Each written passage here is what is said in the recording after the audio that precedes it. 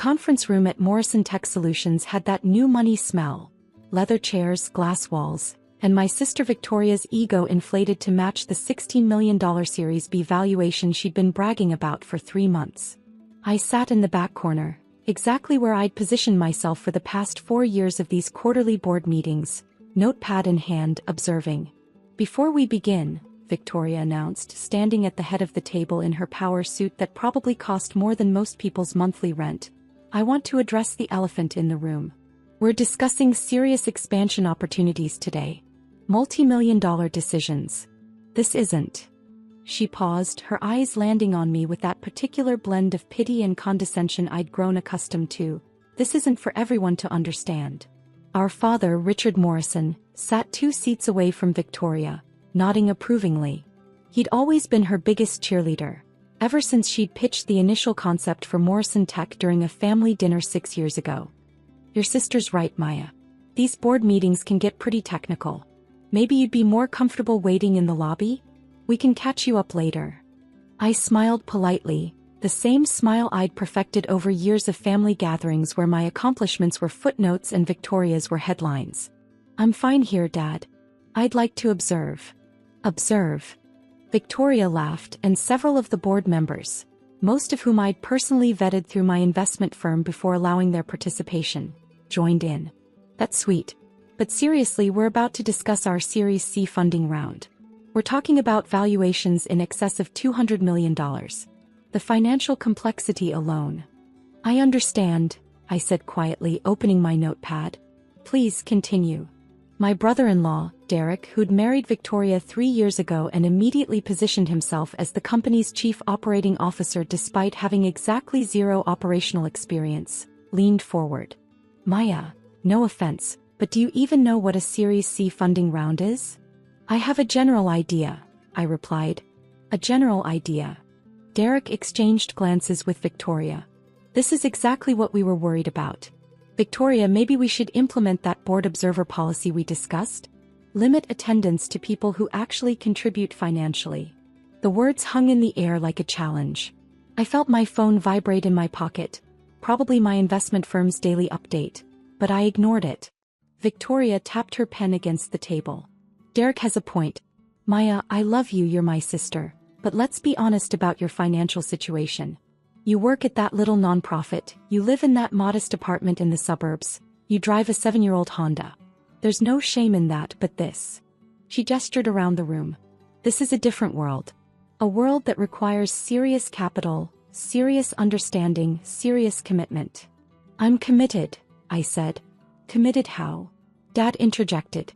"Maya, sweetheart, you make what, $45,000 a year at that charity? Victoria's company is valued at $16 million and about to enter negotiations that could push it past $200 million. These are numbers you can't even conceptualize." The other board members had gone quiet now, watching this family drama unfold with the uncomfortable fascination of people who knew they should intervene but were too curious to stop it. "I conceptualize them fine," I said softly. "Really?" Victoria leaned back in her chair, arms crossed. "Pop quiz. What's our current burn rate?" $860,000 per month, I answered. "Down from $1.2 million last quarter after you optimized the cloud infrastructure costs." Victoria's eyebrows rose slightly. "Lucky guess. What about our customer acquisition cost?" $142 per enterprise client, which gives you a customer lifetime value ratio of approximately 8-to-1, above industry standard. The room had gone completely silent now. "How do you know that?" Derek demanded. "I read the quarterly reports," I said. "They're in the shared drive." "The shared drive that's password protected," Victoria said slowly. "I'm an observer at board meetings," I pointed out. "I assumed I'd have access to basic financial documents." Dad cleared his throat. "Maya, the point remains. You're here as a courtesy because you're family. But Victoria is right. We're about to discuss matters that require actual investment capability. The Series C round we're planning needs anchor investors who can commit tens of millions of dollars. That's not your world." "What is my world, Dad?" I asked, genuine curiosity in my voice. "You help people," he said, not unkindly. "You work with homeless shelters and food banks. It's admirable, it really is. But it's not this. Victoria built this company from nothing. She secured the funding, brought in the talent, created the technology. She's going to be a 100-millionaire before she's 40. You're doing important work in your own way.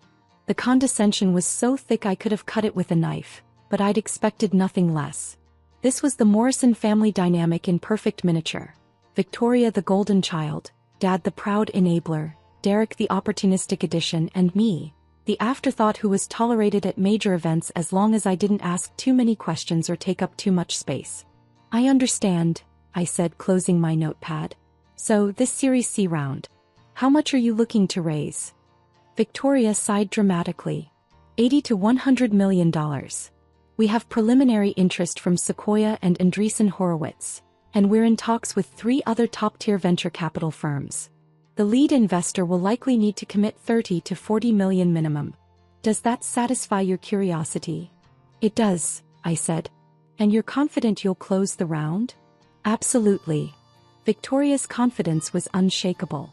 We have a revolutionary product, a proven business model, and year-over-year revenue growth of 340%. Every VC in Silicon Valley is trying to get into this round. We're oversubscribed before we've even officially opened the fundraising process. That's impressive, I said sincerely. It is, Dad agreed, beaming at his eldest daughter. Victoria has a gift. Always has. Some people are born entrepreneurs, born leaders. Others are born helpers. Both are important, but they're not the same thing. I nodded, absorbing the familiar sting of being categorized as the lesser Morrison sibling. Can I ask one more question before the formal meeting starts? Make it quick, Victoria said, glancing at her watch. A Cartier tank that had been Dad's gift when the company hit its first million in revenue. The series of funding that got you started 4 years ago. The $12 million that gave you runway to build the initial product and hire your first 20 employees. Where did that come from? Victoria frowned. That's a matter of public record, Maya. It was a consortium of angel investors and early-stage VCs. Why? Just curious about the cap table, I said. And the Series B funding 18 months ago.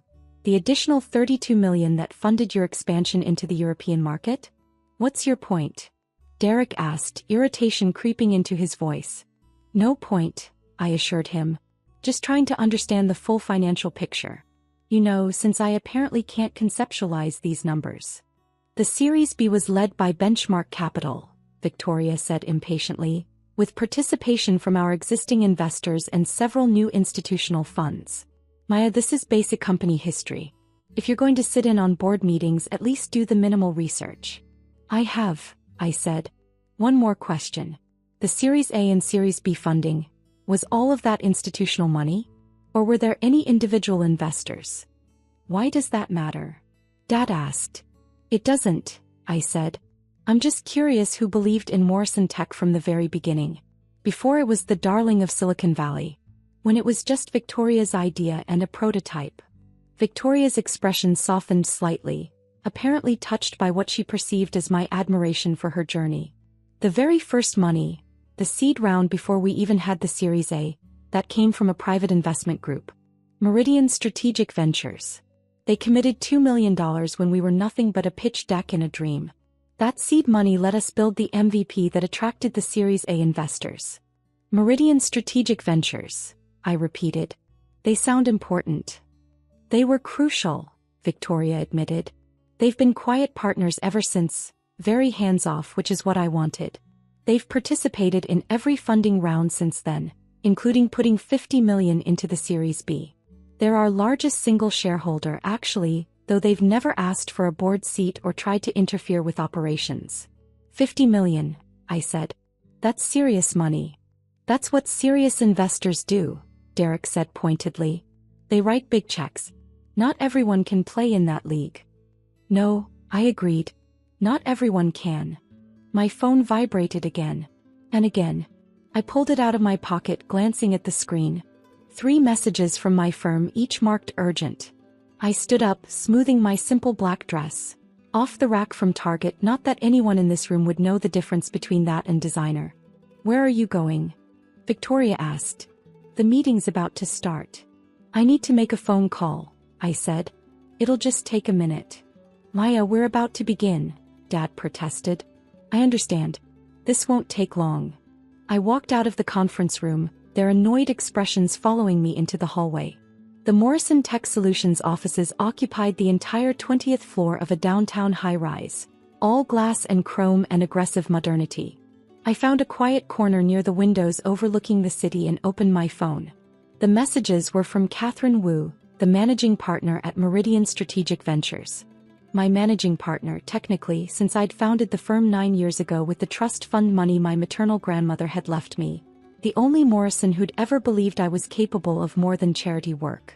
Catherine, board meeting today? How's it going? Catherine, quarterly reports show Morrison Tech at target. Series C timeline? Catherine, call me when you're free. Portfolio review scheduled for tomorrow. I smiled, typed a quick response. Meeting going exactly as expected. Need to execute option 7 from the contingency folder. Her reply came in seconds. Option 7? Are you sure? That's the nuclear option. I'm sure, I typed. Initiate withdrawal protocols. I want everything liquidated by end of business today. Maya, that's $94 million across all rounds. This will collapse their Series C negotiations. Are you absolutely certain? I looked back through the glass walls of the conference room where Victoria was holding court, Dad hanging on her every word, Derek nodding along like a bobblehead. None of them had any idea that the quiet sister in the back row was the reason their company existed at all. Absolutely certain, I replied. Full withdrawal. Sell all equity positions.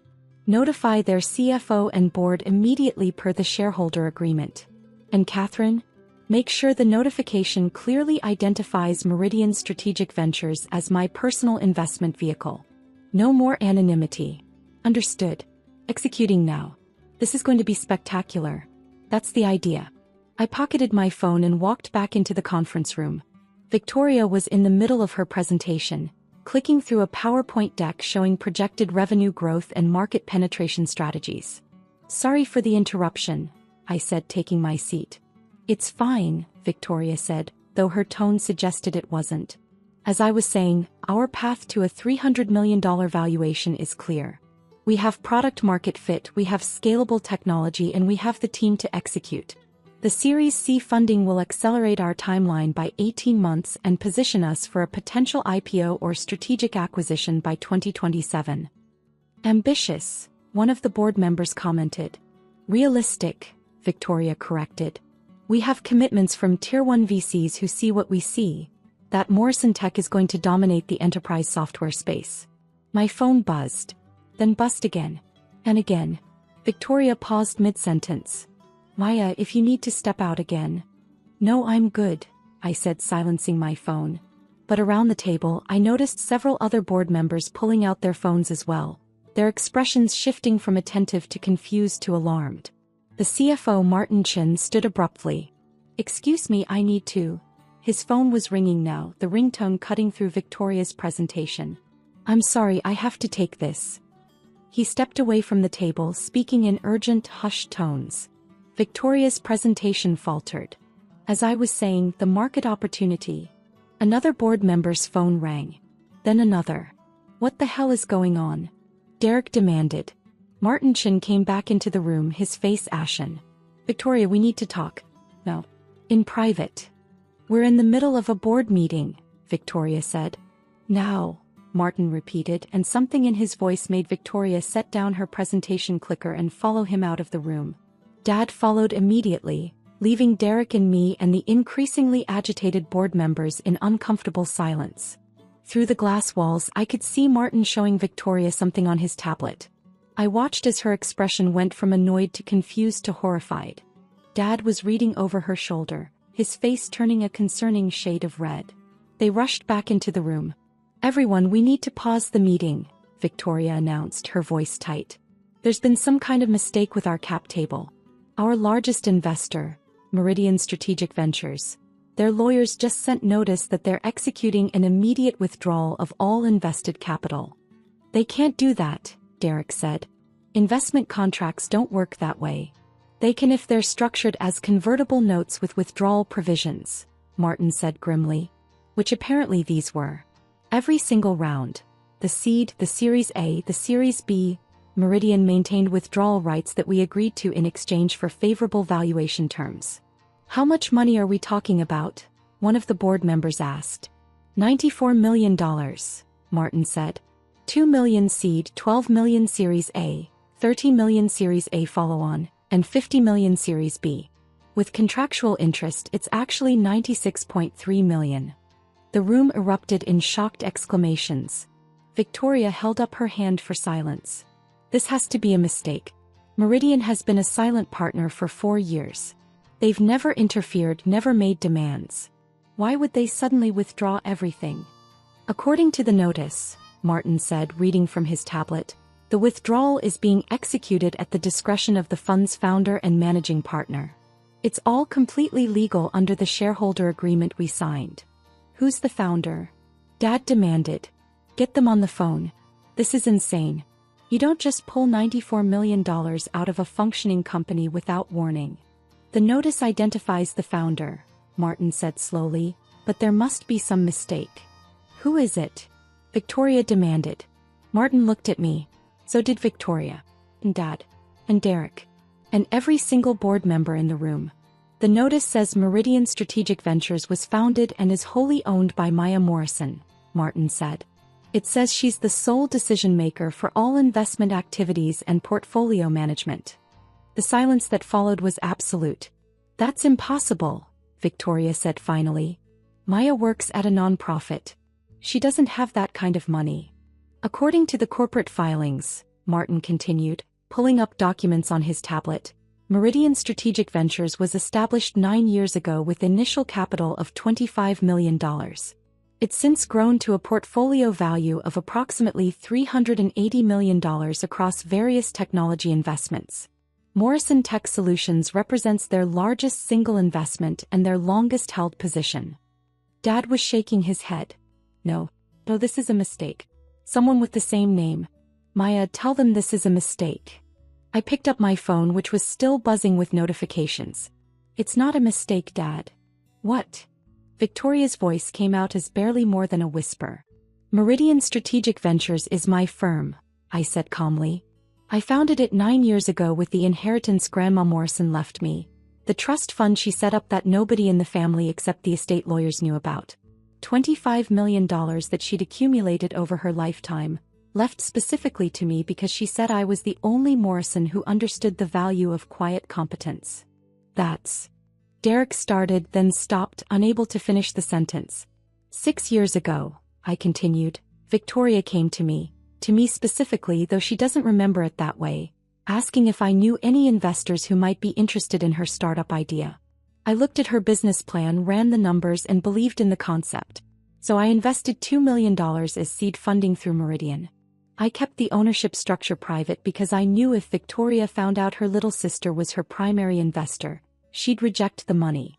You're lying, Victoria said, but there was no conviction in her voice.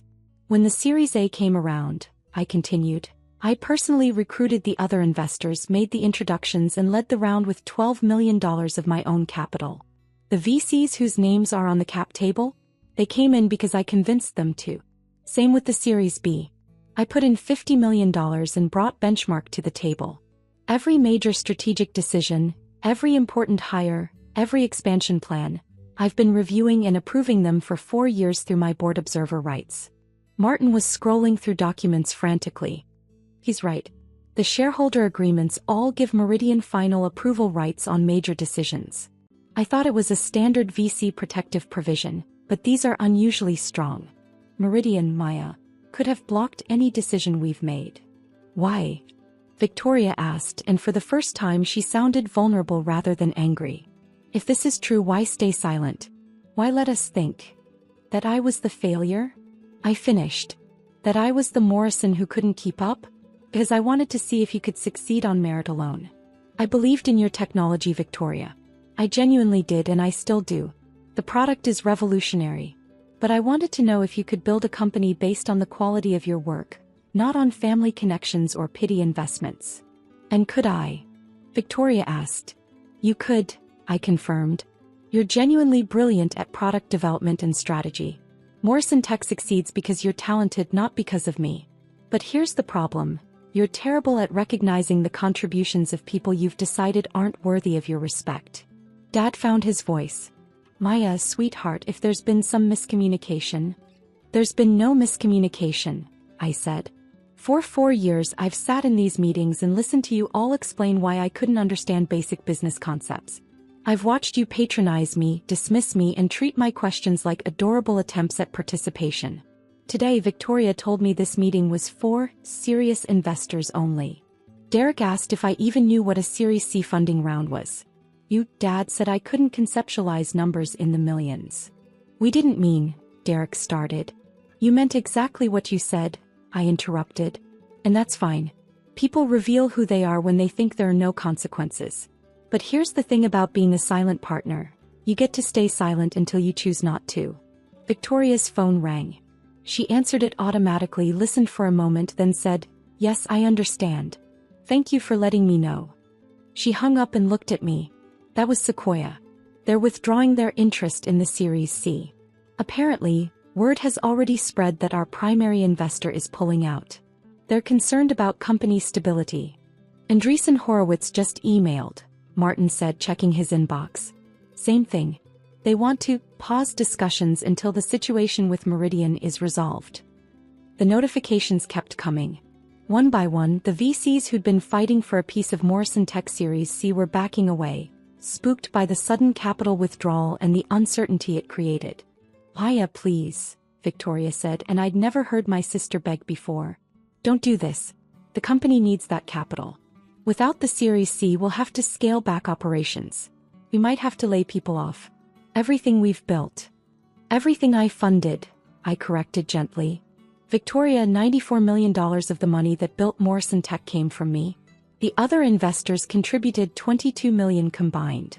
You've been running a company that was 76% funded by your little sister. The one you thought couldn't understand board meetings. What do you want?" Derek asked bluntly. "You want us to apologize? You want recognition? A board seat? Name your price." "I don't want anything from Morrison Tech," I said. "The company will be fine. You have strong revenue, a solid product, and legitimate market demand. You'll find new investors eventually, though probably at a lower valuation once word spreads that your cap table was built on convertible notes with withdrawal provisions. Future VCs will be more cautious." "Then why are you doing this?" Dad demanded. "Because," I said, standing and gathering my things, "I spent 28 years being the Morrison who didn't matter. The one who was good enough to invite to meetings but not good enough to be taken seriously. I built a $380 million investment portfolio, became the primary funder of your flagship company, and you still looked at me and saw someone who couldn't conceptualize large numbers." "We didn't know," Victoria said. "You didn't ask," I countered. "Not once in 4 years did any of you wonder where Meridian Strategic Ventures came from, who was behind it, or why they were so invested in your success. You just took the money and assumed you'd earned it through your own brilliance alone." My phone buzzed with a message from Catherine. "All equity positions sold. Funds transferred. Morrison Tech shares purchased by Holding Consortium. There'll be more hands-on investors than you were. Good luck to them." "The equity has been sold," I announced. "Your new primary investors are a consortium that specializes in operational turnarounds. They'll want board seats, voting rights, and regular operational reviews. No more silent partnership." "Maya, please," Dad said. "You're family. We can work this out." "I am family," I agreed. "Which is why I invested in the first place and why I stayed invested even when I could have liquidated years ago at a significant profit. But family respect goes both ways, Dad. You don't get to treat someone like they're intellectually and financially inferior for 4 years and then claim family loyalty when the bill comes due." I walked toward the door, then paused. "For what it's worth, Victoria, you really do have a great product. Morrison Tech will probably survive this and maybe even thrive. But it won't be with my money anymore, and it won't be with my network. Good luck with the new investors." "Wait," Victoria said. "The Series C. If we don't get the funding, you'll have to bootstrap," I said. "Slow down expansion, focus on profitability, prove you can build something sustainable without constantly raising venture capital. Ironically, that's probably the best thing that could happen to the company long term. You've been so focused on the next funding round that you've neglected the fundamentals." And your other investments? Martin asked. The $380 million portfolio. What happens to that?